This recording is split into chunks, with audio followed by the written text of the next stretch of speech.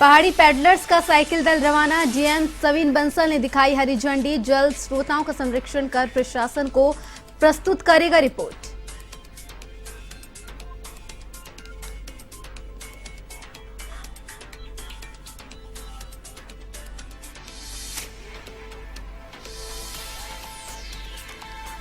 Champawat Tanakpur highway पर 3 दिनों तक भारी वाहनों की आवाजाही पर रोक। स्वाला के समीप मलबा आने से हाईवे जाम। डीएम नवनीत पांडे ने डेंजर जोन का किया निरीक्षण।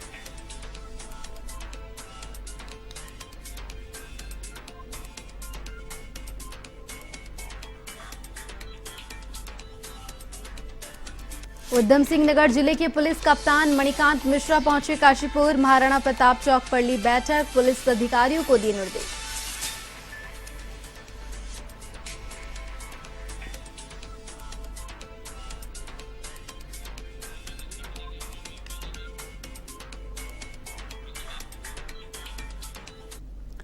तो खबरें विस्तार से। देहरादून के जीएम सविन बंसल ने सरकारी आवास से पहाड़ी पैडलर्स के साइकिल दल को हरी झंडी दिखाकर रवाना किया। यह दल पहाड़ी पैडलर्स के युवा संगठन की ओर से समीपवर्ती क्षेत्रों में जल स्रोतों का संरक्षण और चिन्हीकरण का रिपोर्ट को जिला प्रशासन को प्रस्तुत करेगा। डीएम सविन बंसल ने कहा कि इसमें तकनीकी सहायता के साथ ही फंडिंग की हर संभव सहायता उपलब्ध कराई जाएगी। साथ ही जल संवर्धन और संरक्षण, ऐतिहासिक धरोहर और समाज सुधार के लिए कार्य कर रही संस्थाओं और संगठनों को प्रोत्साहित भी किया जाएगा।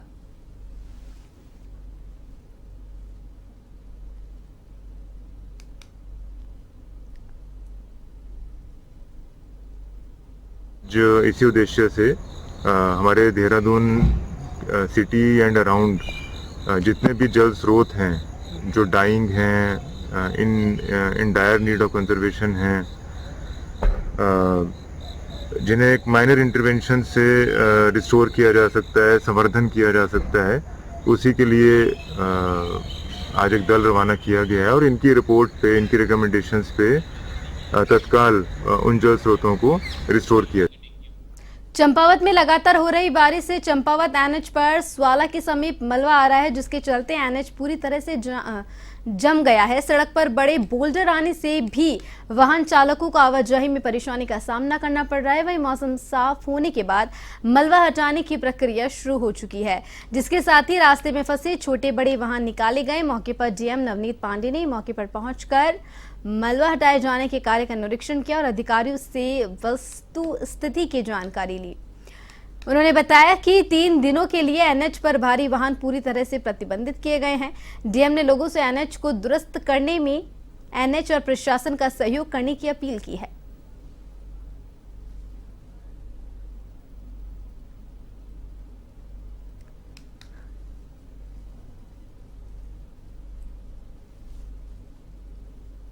मीटर 106 है जो स्वाला गांव के आसपास का क्षेत्र है। यहाँ पे काफी हैवी स्लाइड आया था और 12-13 तारीख की बारिश के बाद यहाँ काफी डैमेजेस हुए थे। यहाँ की हमारी जो एनएच की टीम है वो लगातार 24 घंटे काम कर रही है, लेकिन यहाँ पे खतरा भी बहुत ज्यादा है और जो हमारा जो लूज रॉक है वो बहुत ज्यादा है। हमने प्रयास किया था पिछले 2 दिनों में कि हम लोग लाइट व्हीकल को क्रॉस कराएंगे और उसके बाद हमने कल एफर्ट्स किए थे कि हेवी ट्रैफिक भी जो है वो क्रॉस कराया जाए, लेकिन हेवी ट्रैफिक जैसे ही हमने पार कराने की कोशिश करी वहाँ पे काफी ज्यादा सिंकिंग हुई है और वो अनसेफ हो गया है। आज भी हम देख रहे हैं कि एनएच की टीम सुबह लगभग 6 बजे से काम कर रही है और लगभग 11-12 घंटे के बाद भी हम लोग अभी सक्सेस नहीं आ पाई है। हमें उम्मीद है कि हम लोग मे बी आज शाम या कल सुबह तक लाइट ट्रैफिक के लिए हम लोग वहां। बीते दिनों सीमांत क्षेत्र में आई आपदा से डूंगरबौरा क्षेत्र की सड़क कई जगहों से टूट गई थी। आपदा के 9 दिन बाद भी सड़क नहीं खुल पाई है और क्षेत्र के पैदल मार्ग भी बह चुके हैं। वहीं ग्रामीण वायरल फीवर, पीलिया जैसी अन्य मौसमी बीमारियों से जूझ रहा है, जिनको लेकर ग्रामीणों ने प्रशासन को शिकायत भी की थी, जिस पर एसडीएम रिंकू बिष्ट ने सीएमओ को डूंगरबौरा क्षेत्र में स्वास्थ्य टीमें भेजने के निर्देश दिए थे। जिसके बाद डॉक्टर मनजीत सिंह ग्रामीणों के उपचार के लिए तो गए थे, लेकिन रास्ते टूटे होने से गांव तक नहीं पहुंच पाए। इस दौरान डॉक्टर ने प्रशासन से आवाजाही के लिए पहले पैदल मार्ग बनाने की मांग की है, जिससे कि ग्रामीण अपनी जरूरत की सामग्री ला सके।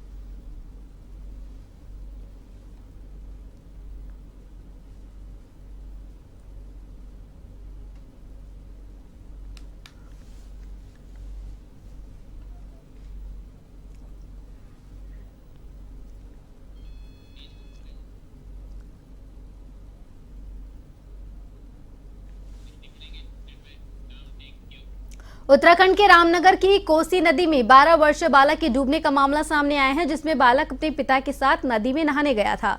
उसी दौरान पानी के तेज बहाव के कारण नदी में ही बह गया। सूचना मिलने पर पुलिस और एसडीआरएफ की टीम सर्च अभियान उन्होंने चलाया। करीब 2 घंटे की कड़ी मशक्कत के बाद शव को बाहर निकाल पाए। वहीं तहसीलदार कुलदीप पांडे ने बताया कि नदी में 3 बच्चे अपने पिता के साथ नहाने गए थे। उसी दौरान पानी के तेज बहाव के चलते 12 वर्षीय धीरज पानी में बह गया, जिसमें पुलिस और एसडीआरएफ की टीम अभियान चलाकर शव को बाहर निकाला।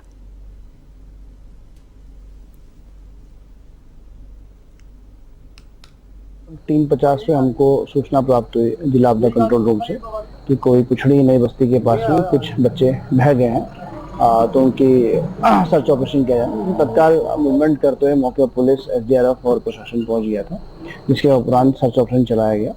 मौके पर सूचना प्राप्त हुई कि गोविंद सिंह बिष्ट जो हैं, उनके 3 बच्चे यहाँ पर स्नान करने नई बस्ती के पास में आए हुए थे, जो कोसी नदी में एक बच्चा धीरज सिंह बिष्ट उम्र लगभग 12 वर्ष बह गया, जो लगभग 6 बजे जिसका शव गेट के पास में, कालू सिद्धि गेट के पास में प्राप्त हुआ। ठीक है। उधम सिंह नगर जिले के नवनियुक्त पुलिस कप्तान मणिकांत मिश्रा काशीपुर पहुंचे, जहां उन्होंने अपने अधिकारियों के साथ महाराणा प्रताप चौक पर एक बैठक की, जिसमें पुलिस का जनता के साथ व्यवहार पर चर्चा करते हुए आवश्यक निर्देश दिए। इस दौरान मीडिया से मुखातिब होते हुए मणिकांत मिश्रा ने कहा कि बैठक के दौरान उन्होंने गश्त, पिकेट और रात्रि चेकिंग की जानकारी ली।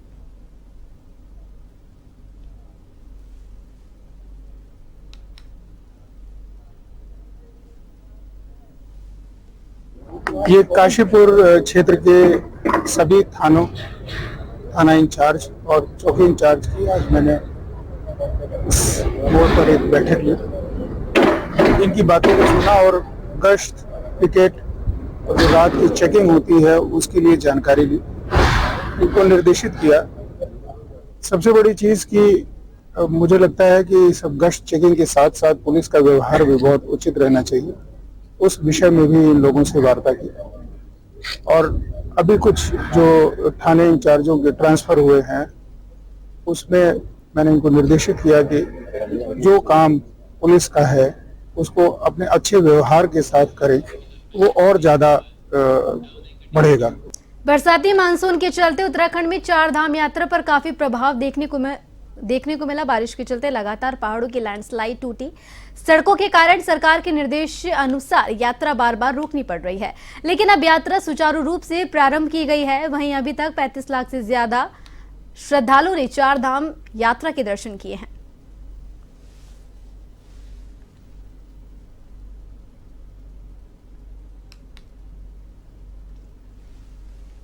का जो पैदल मार्ग था वो भी क्षतिग्रस्त हो चुका था, लेकिन प्रदेश सरकार के स्तर से जिस प्रकार से राहत और बचाव के कार्य किए गए, पुनर्स्थापना के जो कार्य किए गए, उनके कारण से मार्ग जो बाधित हो रहे हैं उसको तत्काल खोल दिया जा रहा है। और यात्रियों की, श्रद्धालुओं की संख्या जो बरसात के मौसम में वैसे भी घट जाती है, काफी कमी आ जाती है, लेकिन जैसे ही मानसून का असर थोड़ा कम होता जा रहा है तो उस हिसाब से श्रद्धालुओं की संख्या, तीर्थयात्रियों की संख्या धामों में बढ़ रही है। और हमारे स्तर से जो भी श्रद्धालु तीर्थयात्री धाम में पहुंच रहे हैं उनकी यात्रा सुखद हो, उनके दर्शनों की व्यवस्था सुगम और सरल हो, इसके लिए निरंतर। पौड़ी जिले के यमकेश्वर विधानसभा क्षेत्र में बीते दिन एक बाघ ने 7 वर्षीय बालक पर हमला कर उसे घायल कर दिया था, जिसका एम्स अस्पताल ऋषिकेश में इलाज चल रहा है। वहीं इस घटना के बाद क्षेत्र में दहशत का माहौल बना हुआ है। क्षेत्र में बाघ और गुलदार की बढ़ती सक्रियता और बच्चों की सुरक्षा को देखते हुए जिलाधिकारी डॉक्टर आशीष चौहान ने राजकीय इंटर कॉलेज केंडूल, राजकीय प्राथमिक विद्यालय केंडूल, राजकीय उच्चतर प्राथमिक विद्यालय हथनूड में 2 दिवसीय अवकाश घोषित किया है।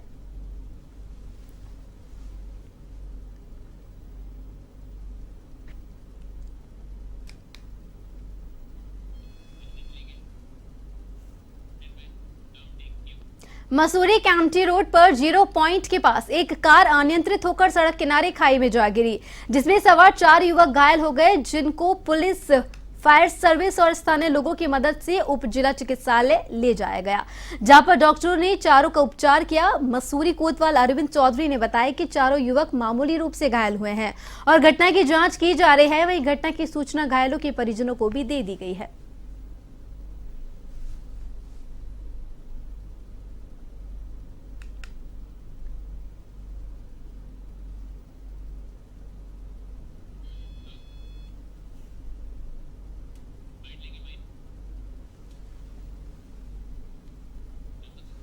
सितंबर 2024 से 2 अक्टूबर 2024 तक स्वच्छता ही सेवा अभियान छावनी परिषद द्वारा आयोजित किया गया है, जिसमें आज यानी 22 तारीख को डे हाइकिंग प्रोग्राम हमने रखा था, जो छावनी परिषद से ट्रैकिंग करते हुए और ये भालू डैम हम आए हैं। और साथ ही साथ इसमें 50 लोगों का हमारा पूरा ग्रुप आया है, जिसमें पब्लिक भी है, आम जनता है और आर्मी के ऑफिसर्स भी हैं। और साथ ही हम ये मैसेज देते हुए भी चल रहे हैं कि स्वच्छता कैसे बनाई रखी जाए, इसीलिए आज हमने साथ में ही क्लीनलीनेस प्रोग्राम। तो ये उत्तराखंड में फिलहाल के लिए इतना ही, मुझे दीजिए इजाजत, नमस्कार।